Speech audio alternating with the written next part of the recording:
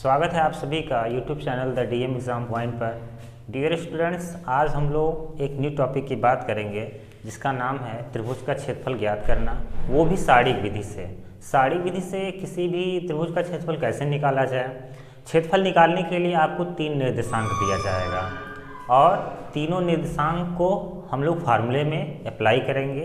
पहले तो फार्मूला जानिए कि किसी भी त्रिभुज का क्षेत्रफल निकालने का कौन सा फार्मूला होता है। इसके लिए 2 फार्मूला है। अब पहला फार्मूला ये है कि निर्देशांक ज्यामिति का जो हमने फार्मूला पिछली क्लास में पढ़ा था उससे भी आप लगा सकते हैं, और दूसरा फार्मूला ये है कि सारणिक विधि से कैसे निकाला जाता है। आज हम लोग यही सीखेंगे कि सारणिक विधि क्षेत्रफल कैसे निकाला जाए। तो सबसे पहले तो इसका फार्मूला समझिए कि फार्मूला होता क्या है। अगर मान लें एक त्रिभुज है, यहाँ पर एक त्रिभुज हम लोग मान ले रहे हैं जिसके शीर्ष x1, y1, दूसरा शीर्ष है x2, y2, तीसरा शीर्ष है x3, y3 है। अगर त्रिभुज का शीर्ष ये हो तो हम क्षेत्रफल कैसे निकालें, तो दोनों फार्मूला समझिए। अगर हम सामान्य सूत्र से निकालें तो त्रिभुज का क्षेत्रफल का सूत्र क्या हो जाता है, देखिए 1/2 x1 y2 minus y3 plus x2 y3 minus y1 x3 y1 minus y2। ये आपका सामान्य सूत्र हो गया। अब इस सूत्र के द्वारा हम त्रिभुज का क्षेत्रफल निकाल सकते हैं, या अगर हम सारणिक विधि से क्षेत्रफल निकालें तो हो जाता है त्रिभुज का क्षेत्रफल बराबर 1/2 यहाँ था तो 1/2 यहाँ भी आएगा। यहाँ पर सारणिक का चिन्ह ऐसे लगा लीजिए। तो पहले कॉलम में x का गुणांक रखना है, यानी x1 x2 x3, x1 x2 x3 यहाँ पर रखना है। दूसरे कॉलम में क्या रखना है, y का गुणांक y1 y2 y3 रखना है, और तीसरे कॉलम में 1 1 1। ये हो गया सारणिक विधि से किसी भी त्रिभुज के क्षेत्रफल निकालने का सूत्र। अब चाहे आप ये फार्मूला लिखिए या फिर ये फार्मूला लिखिए, दोनों फार्मूले से आंसर आपका वही आएगा। अब दोनों फार्मूला तो जान गए, अब क्वेश्चन जो आएगा उसको सॉल्व कैसे करना है। सॉल्व करने के लिए पहले कॉलम में x वाला गुणांक रखना है, दूसरे कॉलम में y का गुणांक रखना है, और तीसरे कॉलम में 1 का और पहले 1/2 लगा देना है। तो ये हो गया सारणिक विधि से क्षेत्रफल, और ये हो गया सामान्य सूत्र जो हम लोग पहले से जानते हैं। अब इसको अच्छे से समझने के लिए हम लोग एग्जाम्पल लेते हैं और वहाँ त्रिभुज का क्षेत्रफल हमें निकालना होगा। चलिए एक हम लोग यहाँ क्वेश्चन एक ले लेते हैं। जैसे यहाँ पर त्रिभुज का 3 शीर्ष दे दिया गया है। त्रिभुज का 3 शीर्ष है, 3 शीर्ष है। वह कौन कौन से हैं मैं यहाँ लिख दे रहा हूँ, -2, 4, 2, -6, व तीसरा शीर्ष है 5, 4 है। तो अब त्रिभुज का 3 शीर्ष दे दिया गया है, तो फिर इनका क्षेत्रफल निकाला कैसे जाए। तो बहुत ही आसान है, आइए इसको समझ लिया जाए। तो पहले हम यहाँ लिखेंगे त्रिभुज का क्षेत्रफल बराबर, पहले फार्मूला नोट करेंगे। फार्मूला क्या है, 1/2 पहले कॉलम में किसको रखना है, x का गुणांक रखना है, तो क्या हो जाएगा -2 2 5। दूसरे कॉलम में क्या रखना है, y का गुणांक 4 -6 4। तीसरे कॉलम में 1 1 1 रखना है। तो ये हो गया, सूत्र के द्वारा मान रख दिया हमने। अब इसको प्रसार कर दिया जाए तो 1/2 सबसे पहले लगा है। जब इसको ओपन करेंगे तो पहला अवयव कौन सा है, -2। अब इसका कॉलम और इसका रो छोड़ देंगे तो आएगा -6 1 4 1 तिरे गुणा, तो हो जाता है -6 माइनस इसका गुणा इधर करना है, 4 एकम क्या हो जाएगा 4। तो उसके बाद जब दूसरा अवयव लिया जाता है तो फिर माइनस का प्रयोग करते हैं, यहाँ हो जाता है माइनस। चिन्ह क्या होता है, पहले पंक्ति का प्लस, फिर माइनस, फिर प्लस। ये पहले पंक्ति का है, फर्स्ट रो। फर्स्ट रो का ये साइन है, यानी पहले अवयव के साथ प्लस का साइन, दूसरे अवयव के साथ माइनस का साइन और तीसरे अवयव के साथ प्लस का साइन यूज करना है। ठीक, तो जब यहाँ लिया गया प्लस, लेकिन है तो माइनस ही आएगा। फिर जब दूसरा अवयव लेंगे तो हम माइनस का प्रयोग करेंगे। कौन सा एलिमेंट है यहाँ? 4, तो इसका कॉलम, इसका रो छोड़ देंगे तो बचेगा 2 1 5 1, तो इसका गुणा इधर 2 माइनस, फिर इसका गुणा इधर 5 एकम 5 हो गया। फिर जब तीसरा लेते हैं तो प्लस, तो यहाँ पर भी प्लस ही है तो कोई दिक्कत नहीं, 1 आ गया। इसका कॉलम, इसका रो छोड़ दिया जाएगा, 2 का 4 से 8 माइनस 5 का माइनस 6 से कितना हो जाएगा? -30, तो माइनस माइनस प्लस हो गया, यानी कितना आएगा? 30 आ गया। अब 1/2 -2 इंटू कितना हो गया? -10, इसको जोड़ने पर -10 होगा। -4 यहाँ कितना हो जाएगा? -3 प्लस 1 यहाँ कितना हो जाएगा? 38। इसको और हल कर लिया जाए, 1/2 कितना हो जाएगा? 20, फिर 12, फिर 38 से कम 38, इसको जोड़ लिया जाए तो 1/2 38 और 12 कितना हो गया? 50, 50 और 20 कितना हो गया? 70, इसको काट दिया जाए तो ये हो गया कितना? 35, यानी त्रिभुज का क्षेत्रफल क्या आ गया? 35 वर्ग इकाई।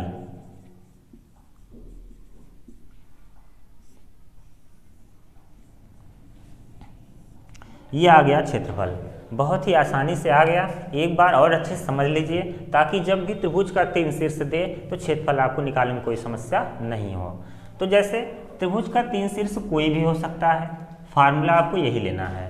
पहले कॉलम में x का गुणांक, यानी ये है, ये है, ये है, तो -2, फिर 2, फिर 5।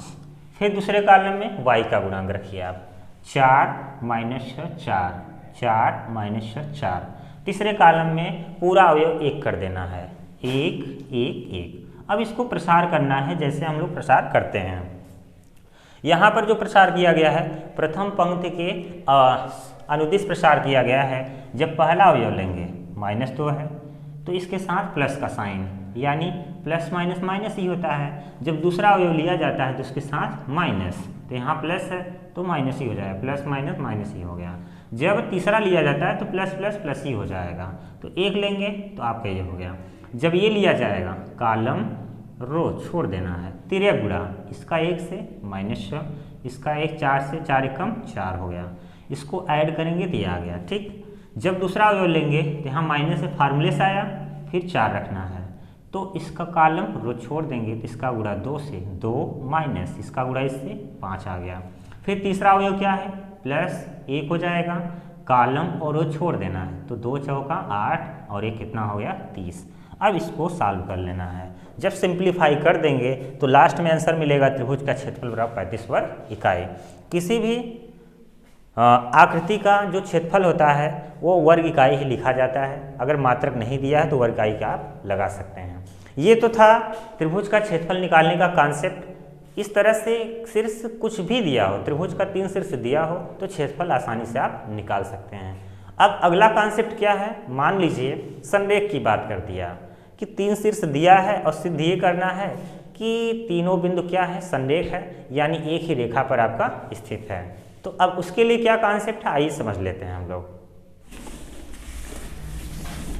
अब हम लोग चलते हैं दिए गए बिंदु अगर संरेख है तो उसके लिए क्या शर्त होगा जानते हैं। उसका कॉन्सेप्ट क्या है?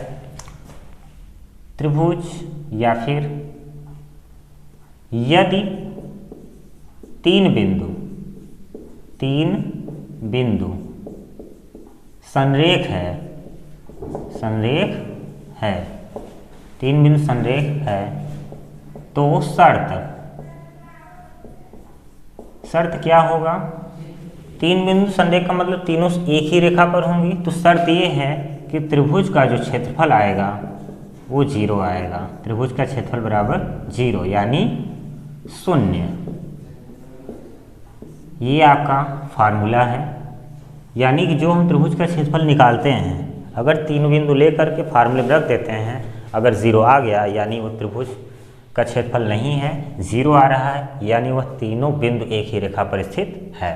अब इसको भी अच्छे समझने के लिए एक हम लोग क्वेश्चन सॉल्व कर लेते हैं। अब अगर संरेख है तो क्षेत्रफल कैसे निकाला जाएगा, एक क्वेश्चन हम लोग इस पर भी कर लेते हैं। जैसे एक्सरसाइज का एक क्वेश्चन हम लोग यहाँ पे ले लेते हैं। ये कह रहा है यदि निम्नलिखित बिंदु संरेख है, तो पहला क्वेश्चन है यहाँ पर 8, -1, दूसरा है 4, 7, तीसरा है 6, 3, यह तीसरा है। कह रहा है तो त्रिभुज का क्षेत्रफल 0 है। तो कब 0 अगर होगा यानी संरेख होगा, या फिर ऐसे मान लो कि दिए गए बिंदुओं को सिद्ध करना है कि संरेख है। अगर ये संरेख होगा बिंदु तो त्रिभुज क्षेत्रफल 0 आएगा। चलिए चेक करते हैं। तो क्या करेंगे, फार्मूला वही है त्रिभुज का क्षेत्रफल निकालने का। त्रिभुज का क्षेत्रफल 1/2, यहाँ लाइन खींचिए। पहले कॉलम किसको रखना है, x के गुणांक को 8, 4, 6 हो गया। और दूसरे कॉलम में किसको रखना है, y के गुणांक को -1, 7, 3। और तीसरे कॉलम में किसको रखना है 1, 1, 1।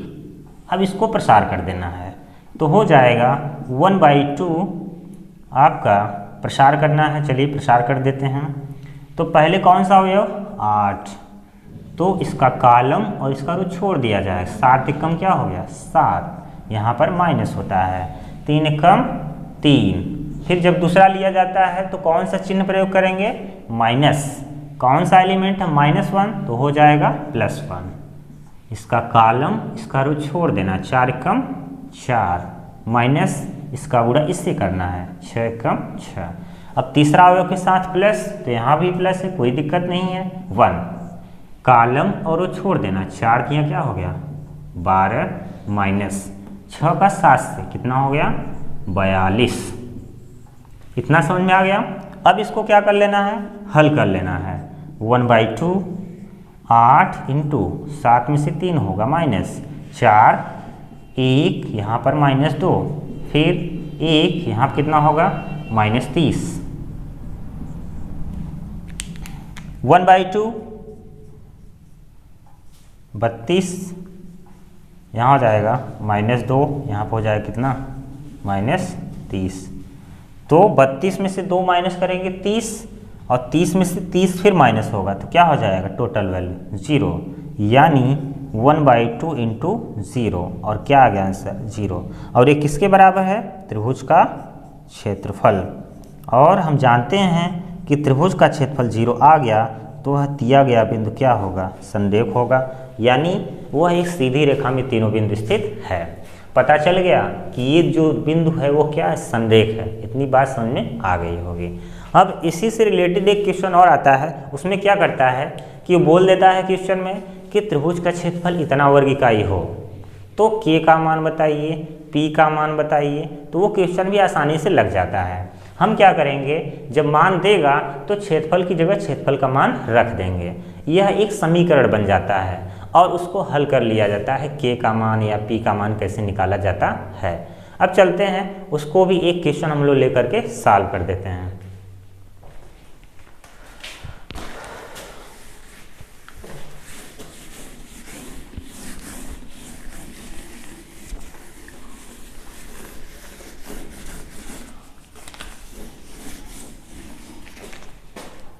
तो यहाँ पर a का मान ज्ञात करना है। a का मान ज्ञात कीजिए, मान ज्ञात कीजिए, जिसके लिए शीर्ष दे रखा है 8, 8, 3, -2 व a, 2। और ये क्या है, संरेख है।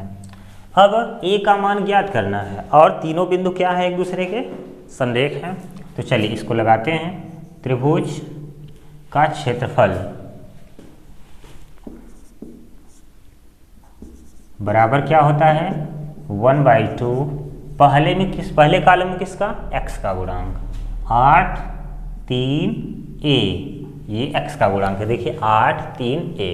और दूसरे कॉलम में y का 8 -2, 2। और यहाँ पे 1 1 1 कर देना है।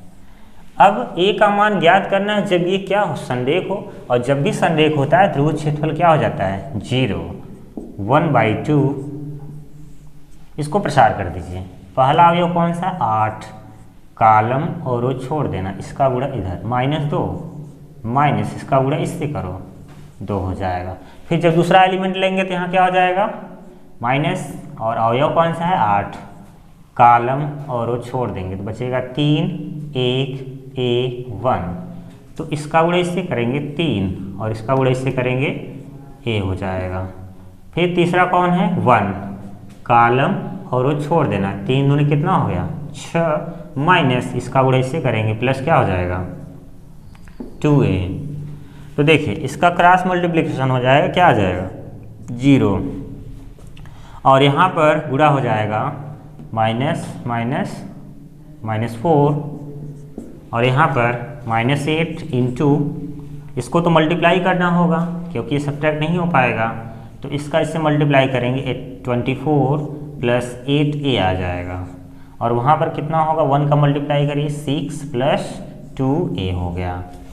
अब 0 बराबर कितना हो गया -32 24 ये 6 -24 + 6 -18 8A + 2A 10A, या 0 बराबर इसको हल करेंगे कितना होगा -50 प्लस कितना 10A।